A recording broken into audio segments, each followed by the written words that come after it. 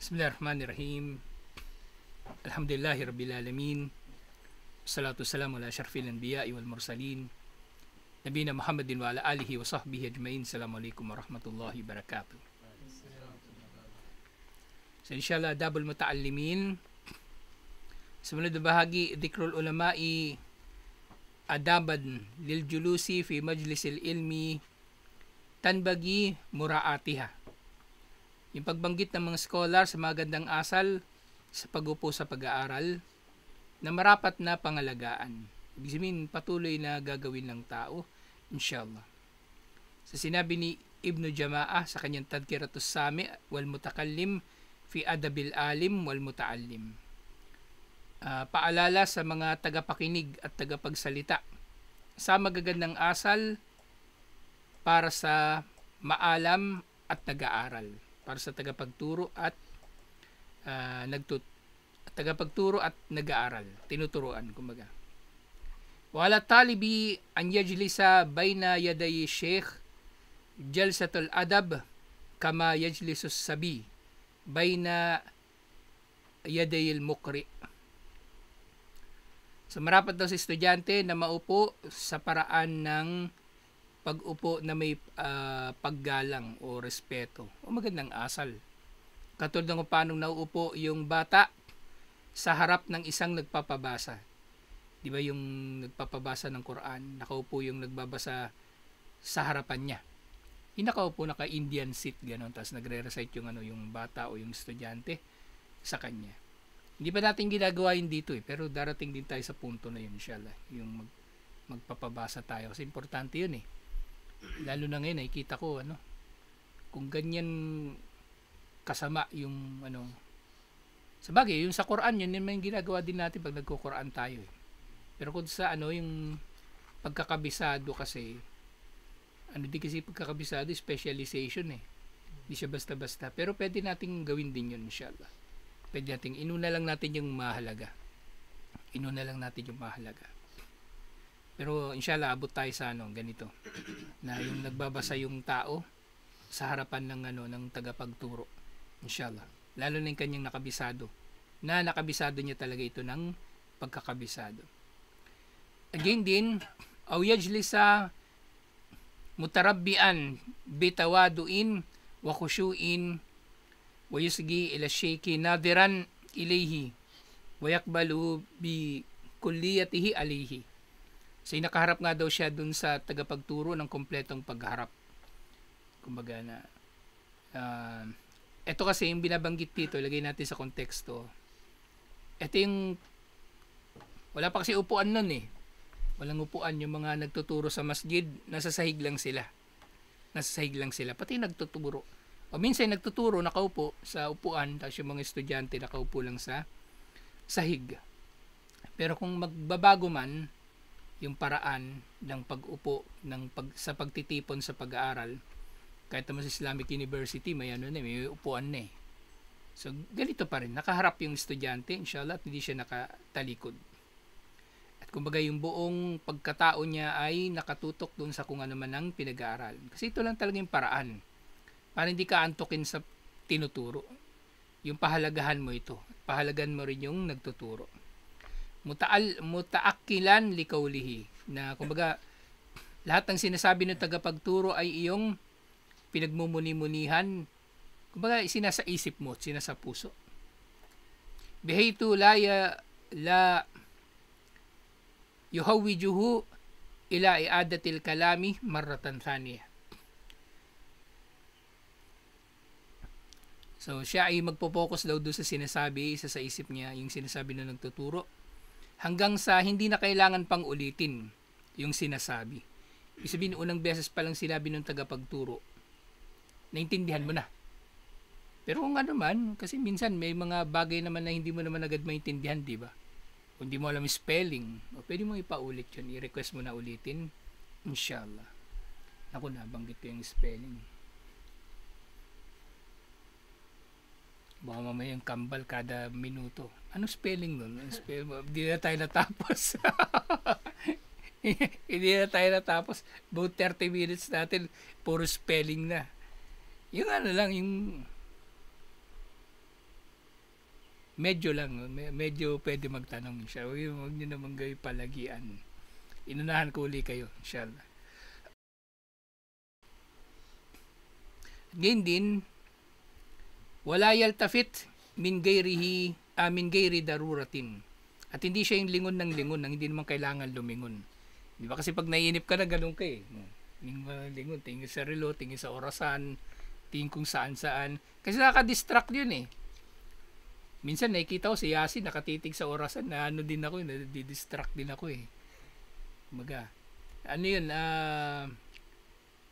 yung estudyante, so mainam nga na, na nakapokus na. Kasi ano mang ginagawa mo, either makaka-istorbo doon sa nagtuturo o nakaka-istorbo din doon sa katabi mo, doon sa nasa harap mo. Kasi lahat ng gagawin mo, napapansin o makikita nila. Wala yandur ila yaminihi aw shimalihi o fokihi bigay hajatin. So hindi siya titingin sa kanan, sa kaliwa, sa taas nang hindi kinakailangan. Ano nga naman yung ba titingnan mo doon sa mga lugar na yon? Wala yastanid bihadrati sheikh ila haitin. Bihadrati sheikh ila haitin. So hindi nga rin mainam eh para sa kanila sa panahon nila. Hindi rin mainam yung nakasandal ka sa pader habang nakikinig ka ng lecture. Iantokin ka nga naman. 'Di ba? Yung masjid, halimbawa aircon, o malamig yung hangin. Tapos yung sheikh magsalita, dahan-dahan pa. Inaantok ka lalo kapag ikaw ay nakasandal. Wala yu'ti sheikh dahrahu aw janbuhu. At hindi niya ihaharap sa tagapagturo yung likod niya o yung kanyang tagiliran. Ba nakaharap siya talaga inshallah. Wala yukthiru at tanahnahu min gayri hajatin. So ganun din yung yung tanahna, yung iba't ibang tunog na pwedeng magagawa ng tao sa kanyang sa kanyang sarili. Bay pababuntong hininga ganun o ano pa man. So kung hindi kailangan, hindi mo kailangan gawin 'yun. Para si Choco minsan 'di ba nagsasala tayo, tumigil talaga ako eh. Nagtakbiratul ihram na, tapos sabi niya, tumigil talaga ako para sampalin siya. Tapos nagtakbiratul ihram na lang uli. Yung gano'n, yun yung tanahna na tinutukoy. Yung tanahna. O namang tunog na pwedeng daing o may sakit ka na nararamdaman, gano'n. Dumalo ka sa sala na meron kang sakit. Hindi mo kailangan dumaing o kumbaga yung gumawa ng ganung mga tunog, huwag mong gagawin. Kasi nakaka-istorbo yun sa lahat. Sa nagtuturo at sa mga kasama mo nakaka-istorbo. Waida atasa khafida sautahu wasatara wajhahu bimandilin aw nahwihi. Ultimo pagbahing, paghatching. Pahinaan mo lang yung boses nito kasi ibang grabe. Paano kaya nila nagagawa yun? Yung babahing ang lakas. Parang dinig sa kabilang barangay yung bahing. May sigaw. So, takpan, pahinaan niya yun hanggat maaari, tapos takpan niya ng tissue o ano pa mong bagay yung kanyang ilong o mukha.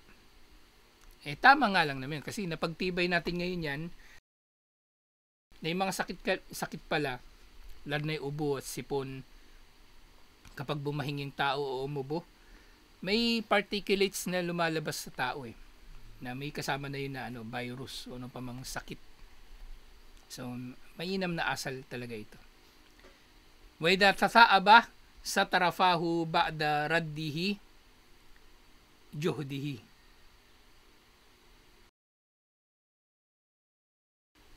Kapag daw yung tathaab, yung maghihikab, so pipigilan mo kasi may hadith, di ba? Sa tiyatawanan daw ni Satanas yung malakas maghikab. Lalo na kung yung hikab mo may kasama pang unat. Gagano ka sa harap ng teacher. Gawin mo sa harap ni Sheikh Nadir. Ibabato niya sa projector niya. Nagtuturo yun, seryoso yun. Ayaw niya yung magulo. Hindi hindi mabuting asal. So ano mang nakakaistorbo, so pigilan o iwasan na gagawin ng tao. Ganyan din Jama' ibn Jama'a, so siya rin ito yung nagsabi kanina. Fi hadihil wasaya, ma fihi kafayatun lil muta'allimina wal muta'allimati mimma yajdiru bihim fi'lahu ma'a asatidihim liyatahaqqaqal maqsudu min al-amaliyat at-tarbawiyya biqiyamin kullin min al-alimi wal muta'allimi biwajibihi nahwal akhar khayra qiyamin. So ito daw yung marapat na kumbaga gagawin.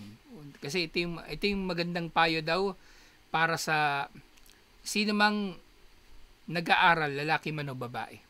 Ito yung payo na sapat na para sa sino mang nag-aaral, lalaki man o babae, na marapat nilang kumbaga gagawin o iiwasan na gagawin. So binanggit yung mga gagawin at binanggit yung mga iiwasan na gagawin kapag kasama nila yung kanilang mga tagapagturo upang matupad ang layunin sa gawain na ito na nagdudulot na ma-educate yung tao sa pamagitan ng pagkakagawa ng anumang kailangang gawin ng tagapagturo o ng tagapag-aral na mga dapat nilang gawin sa maayos na pagkakagawa. Kasi nga yung mga gawain na gagawin nino man sa loob ng lugar o pook ng pag-aaral, makaapekto sa lahat. Hindi lang sa tagapagturo, pati sa mga iba pang tinuturuan. Di ba? Maingay ka, di ba? O maapektuhan din yung ibang mga estudyante, hindi lang yung tagapagturo. Walina'lama anna julus at-talibi fi majlisil ilmi lahu adabun kathiratun. Iktabasahal ulama'u min sunnatil Mustafa sallallahu alaihi wasallam. So, nalaman natin na ang pag-upo o pagdalo ng estudyante sa mga pook ng pag-aaral ay napakaraming magagandang asal na kinuha ng ulama mula sa sunna ni Propeta Muhammad sallallahu alaihi wasallam. Wa awwalu ma tajibu mura'ati annahu idha kanatil maqaid murakkama aw murattaba hasab al-asma' at-tullab fayalsimu kullu talibin maq'adahu muhafadatan ala nizam. So, unang nabanggit dito, kung halimbawang yung bawat upuan may numero at merong nang naka-assign na nakaupo.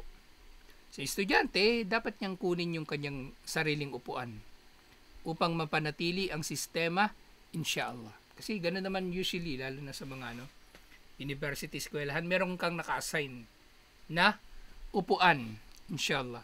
Hindi yun bawal. Hindi yun bidaa. Diba? Sabihin ng tao, bidaa itong ginagawa niyo, wala namang ganito.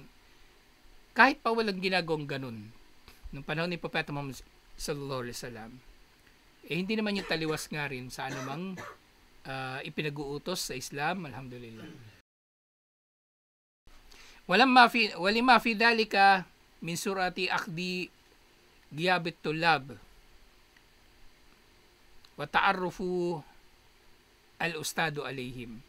So kabilang doon sa mga pakinabang nung mga upuan na naka-arrange na o meron nang naka-assign dito, yung mabilis na malalaman nung tagapagturo kung merong estudyante na absent. At mabilis din na makikilala nung tagapagturo yung mga estudyante niya. Kasi naka-arrange na. Pwede pa nga, alphabetical pala. Nabanggit din pala rito. Pwedeng alphabetical din yung mga upuan. Tsaka kaning kape. Ngayon pula. Kape kayo.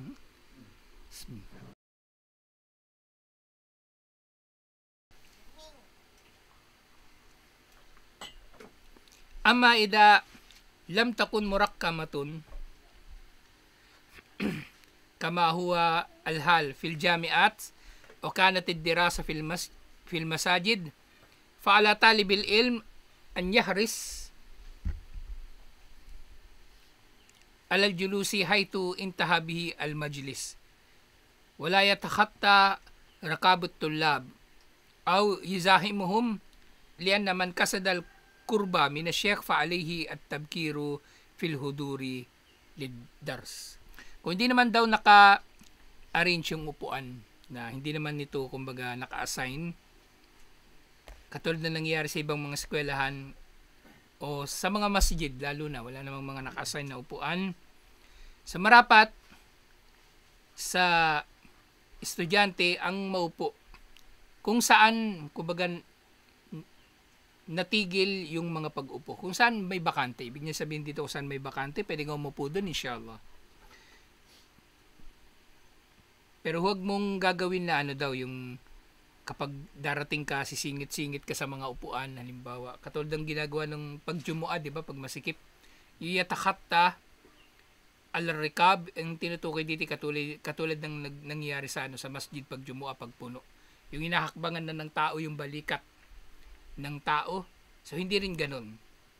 Kung halimbawa man na walang upuan na naka-assign, o wala talagang upuan, kung wala talagang upuan, so maupo ka lang kung saan pwedeng maupo, inshallah, at huwag mong dadaanan yung mga tao. Dahil sa, yung, kumbaga, late kang dumating na marami ng tao. So, huwag kang dadaan sa ibabaw ng mga tao o kaya gigit-gitin mo sila. Ngayon, kung gusto mo talaga na maupo, na malapit sa tagapagturo, lalong-lalo na sa mga masjid na maraming tao, pumunta ka ng maaga. Pumunta ka ng maaga, inshallah. Yung katulad ng natalakay na natin nung nakaraan, sinabi ni Propeta Muhammad sallallahu alaihi wasallam, iniulati Imam at-Tirmidhi, burika li ummati fi bukuriha. Piniyayaan daw umma na ito sa kanilang umaga. Falat talibi, ang yajlisa haytu intaha bihi al-majlis. Lima jaa fil hadith an Jabir bin Samura radhiyallahu anhu qala kunna idan tahayna ilan nabi sallallahu alaihi wasallam jalasa ahaduna haytu yantahi. So nga, kung yung mga tao nagtipo-tipo na nauna sila sa iyo, maupo ka kung saan pwedeng maupo. Yung inabutan mong pwesto nasa likuran na, doon ka na lang. Huwag mo nang pilitin pang pumunta sa harap. Naapakan mo na yung mga tao, dadaanan mo yung mga tao, gigit-gitin mo yung mga tao. Doon ka na lang sa kung saan pwedeng maupo, inshallah. So merong hadith, iniulat ito ni Jabir bin Samura, na sila daw, kapag nagtipon-tipon sila kay Propeta Muhammad sallallahu alaihi wasallam, naupo ang sino man sa kanila kung saan man pwedeng maupo, na pinakamalapit kay Propeta Muhammad sallallahu alaihi wasallam. Iniulat ito ni Abu Dawud. At ganyan din mula naman kay Ibn Umar radhiyallahu anhuma, sinabi ni Propeta Muhammad sallallahu alaihi wasallam, la yuqimanna ahadukum ar-rajula min majlisihi thumma yajlisu fihi. Iniulit ito ni Imam al-Bukhari, huwag din yung patatayuin ng sino man para umupo ka rito. Diba? May nakaupo na doon, papalisin mo, alis. Ganon. O pwede naman siguro paurungin mong konti kasi may pwesto pa. Pero minsan kasi nakakasagabal o nakakaistorbo sa tao yung kumbaga yung gigit-gitin mo nga sila. Masikip na yung lugar tapos gusto mo pang sumingit. Hindi rin maganda. Kasi iba-iba yung tao eh. Minsan may tao na maselan, yung ayaw na nadidikitan ng ayaw niyang nadidikitan siya ng yung ng balat ng iba o ano pa man. So kumbaga depende sa kalagayan kung saan meron pang pwesto para umupo, di doon ka maupo. Inshallah. So dito natin tatapos ito inshallah. Tutuloy natin ito next week. Assalamualaikum warahmatullahi wabarakatuh.